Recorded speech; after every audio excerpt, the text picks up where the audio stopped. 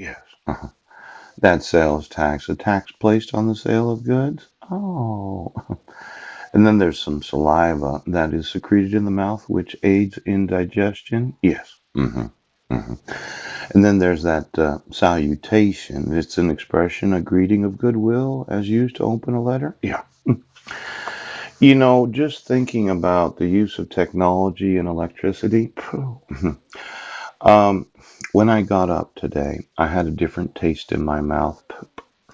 Now, as much as I dislike the thought of somebody smelling or tasting their own urine, yes. Hmm. When they're amped up, yes, and they be on me, poop.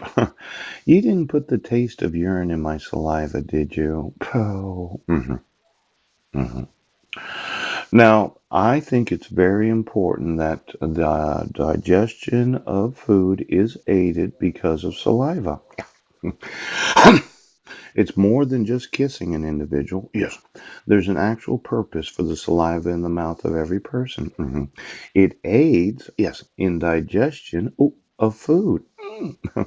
Now, let's say that you decide to sew the electric grid in, and some women or men, yes, that thought that they were of the witches, yes, those that were of corrupted soul. Not only did they smell, but they tasted their urine. Now, as much as we dislike the thought of this happening, yes, having electricity that goes through the urine, yes, of an individual, if they were to put it on their tongue, it's possible that they could corrupt the souls of those that they've been having sex through.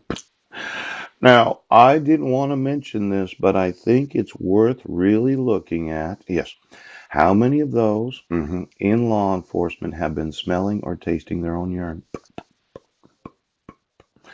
And then how many of them had to be on any individual when having sex? Yes. Or when eating through them? Now, there was a big question because yesterday I mentioned television. Now, how do you get the toxic effects of tasting urine from the saliva of an individual while watching television? Yeah.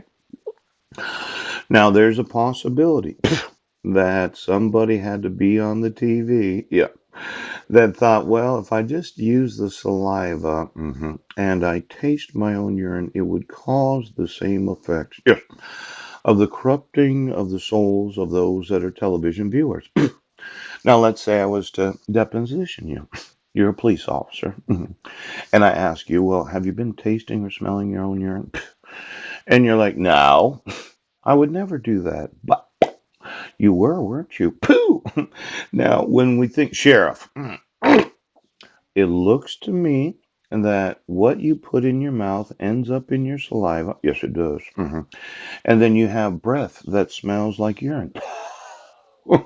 Now, since I haven't really been able to smell my own breath, yes, I might have the halitosis. I'm thinking that I need some scope today and Listerine. You know, I had a health benefit. Yes, I did.